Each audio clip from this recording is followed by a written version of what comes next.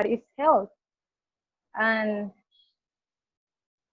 the World Health Organization defines health as a state of completely physical, mental, social well-being, and not merely the absence of disease or infirmity. That's how the World Health Organization defines health. So we are not just talking about physical health. We are including facts as mental health or even skill health, skin health. That's why we are going to talk about social determinants of health, skin health, and mental health. Okay, I would like to begin with telling you one of my experiences. Like 2 or 3 years ago, I got sick, like stomach infection, and I went to a local clinic near from my house. But the doctor, my parents took me to that doctor, and they gave me some medicine. And also, the doctor had told me that I could need a surgery. So my parents got worried a lot, and the doctor had given me some medicine. But days later that day, I wasn't better. So my parents worried a lot, and they decided to take me with another doctor who was more expensive. And another doctor had told me that the first doctor told me wasn't like that. I mean, it wasn't that illness. So fortunately, I overcome the illness, and the doctor gave me another medicine. So the fact here is, what would have happened if my parents hadn't the resources to book me the medicine, or to took me with another doctor? So that with this experience, I would like to start talking about social determinants of health. But how we are going to determine these factors? First, we have to know who the people are, and we are talking about gender, age, and genetic factors. What people do, what are their habits, and what are their jobs, and in the conditions in which they are born, they grow, and live. So the Center Health Progress divides these determinants of health in two parts: the structural determinants and intermediate determinants. But what is a structural determinant? Well, I can say that it could be the base, right? The base of the health system. And we are talking about in a socioeconomic context and political context. In the socioeconomic context, we can mention income, education, and occupation. But why this is so important? Well, let me tell you an example. If we have like a good education progress, we may have a better occupation, I mean, a better job, a better work, and we will be able to have a better income to pay all that we need and to both all that we need. And with a political context, we are talking about the governance, the policies, and the values. So why the political context is important? Because we are talking about how the government acts. What are the government values? What are the policies that we have, and how we act, not just the government, how the society acts. So that's why it's a structural determinant, because it's the base. So the intermediately determinants, my perspective is that is like the result of the structural determinants. And we are talking about material factors and other factors. But with material factors, we are talking the work environment. I mean, it's incredible how even the work environment can help and can have the influence in our health, the nutrition, and the quality housing. But why quality housing? As you can see, for example, people who live in the dump or near from the dump is not a good environment because they are near from trash, and that's not healthy. But they cannot move from another place because they don't have the resources. That's why it could be the result of a structural determinant. And other factors, we are talking about the social support and the relationships. As I said, it's incredible how this can influence in our health. But also we are talking about biological factors because some people have born with some illnesses, and they just have like to maintain and take the medicine. And I would like to emphasize our health system. As we know, we have a pretty bad health system from my perspective. There's a lot of things that need to be done. So, and we are seeing how the governance and the people are acting in this pandemic as well. So how we are seeing how the lack of like the opportunities or the system, right? So I would like to finish that our life experiences could define what we prioritize and how we use the opportunities that we have been given. Thank you so much. Now my partner Diego will continue.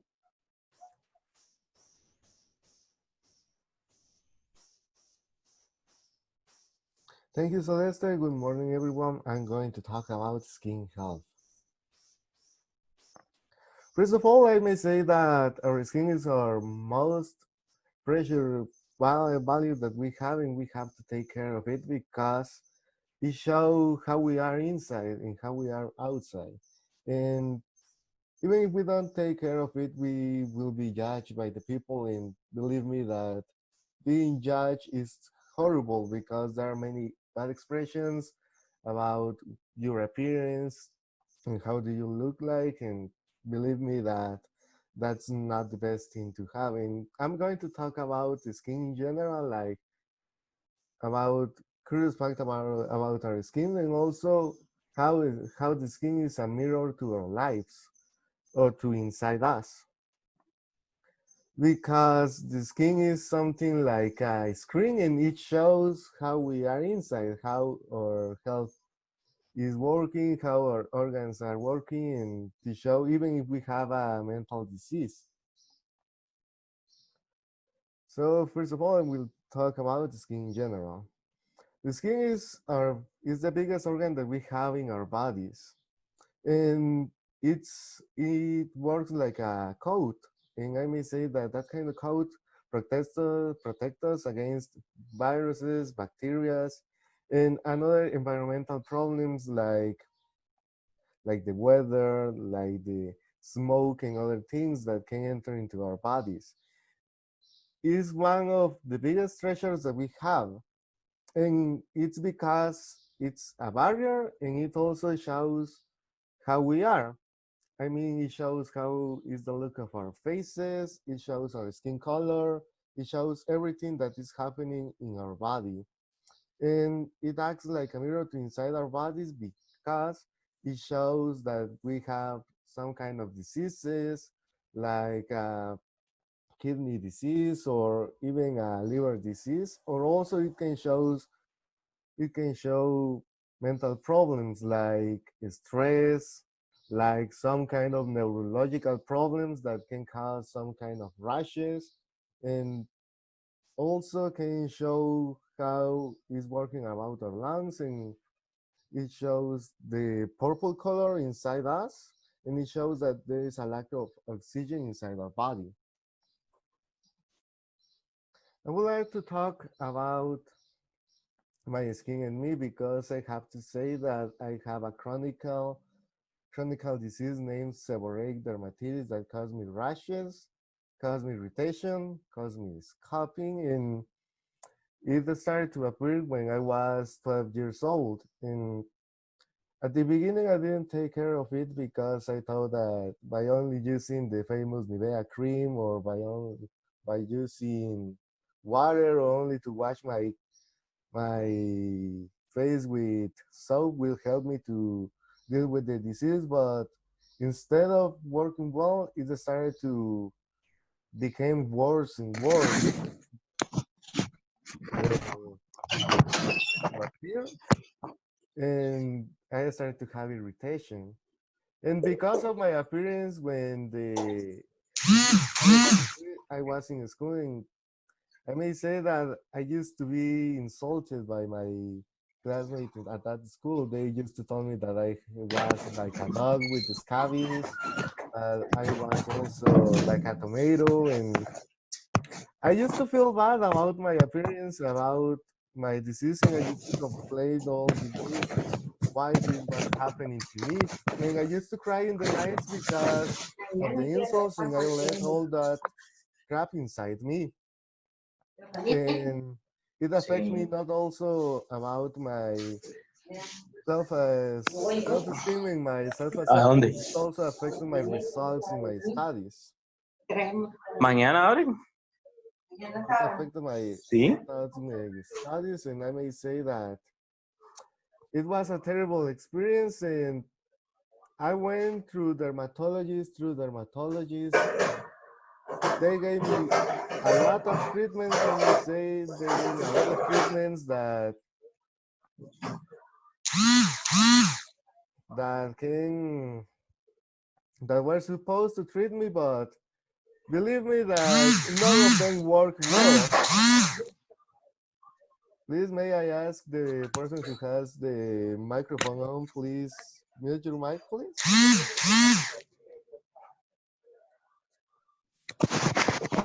I think it's Gustavo Vidal.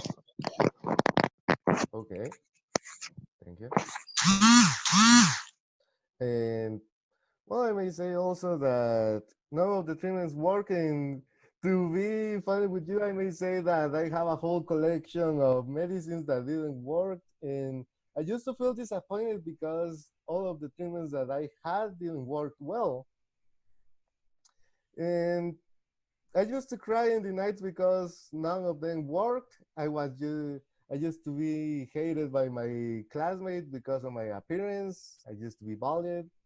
And I haven't told anything to my parents because at that time I used to feel like, let's keep this into hermetism and not say anything. But I committed that mistake and I let all those things to affect me. Later, I changed to another school and I was still having the same problems with my skin. But actually, right now, I'm still having some kind of irritation because of the disease. And at that time, I changed of school, and I will say that there it was the first time that I felt accepted in months because I wasn't judged by my appearance. And it felt great to have friends that didn't pay attention about your appearance. And I started to work in my self-esteem, and then I went to another dermatologist, and finally the treatment that he gave me, it really worked. And I am still using that treatment during these days because it works, and believe it or not, it's cheaper compared to the other medicines that I used. And all those medicines that I have are really expensive and doesn't work. Or probably it may work with other persons, but with me, it wasn't. So as a reflection, I may say that even if we are having a problem with our skins, but also if we are having problems with another kind of diseases or we are kind of experiencing other kind of problems, we shouldn't be so hermetic and ask for help. Don't be like I used to do when I don't act like me, that I haven't told anything to my parents and ask for help because you will get the problem to get worse and You will feel bad, you will feel terrible and awful when you are being judged and without any support to have. Thank you. Now I will let the word to my partner Gilfrey.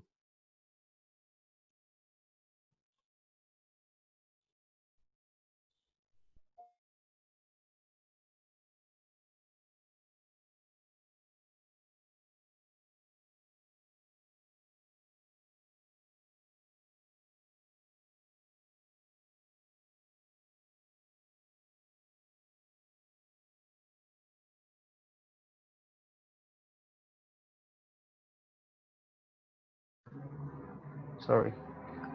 Thank you, Diego. Good morning, everyone. My name is Gilfrey, and my topic is going to be about mental health. I'm going to start with a phrase written by Noam Spencer that says, "Mental health is not a destination, but a process. It's about how you drive, not where you're going." So, um, mental health is a state of well-being in which a person understands his or her own abilities, can cope with the normal stresses of life, and can work productively and fruitfully, and is able to make a contribution to his or her own community.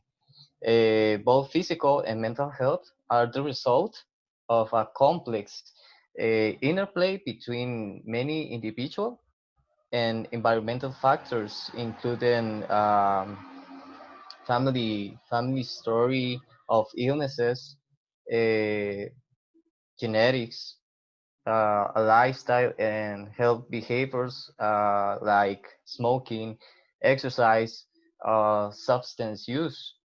There can be also levels of personal and workplace stress, an exposure to trauma, personal life circumstances, and history, um, coping skills as well. So our mental health determines how we think, how we feel, and how we act. So a good mental health is when you feel positive about yourself and cope well with everyday pressures. So if you experience issues dealing with everyday problems, it could be a sign of a mental health problem. So it should be addressed immediately. So anyone can suffer from mental health problems, while certain individuals, groups, or people are more vulnerable. Um, no one is immune to poor mental health. So people with mental health problems often face insecurities, which can prevent them from seeking help and hinder their recovery. So I'm going to explain these conditions such as stress, um, anxiety, and depression. They can all affect mental health and disrupt a person's routine. So first is the stress.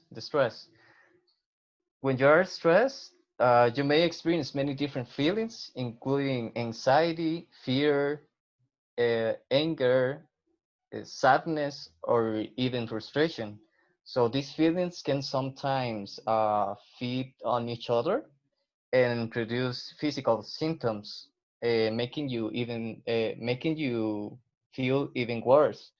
So for some people, stressful life events can contribute to symptoms of depression. So that is why it's very important to identify it in time in order to avoid worse consequences. So which will be anxiety and depression. So we could say that stress is the beginning and avoiding it from the beginning, we can be sure that it will help a lot.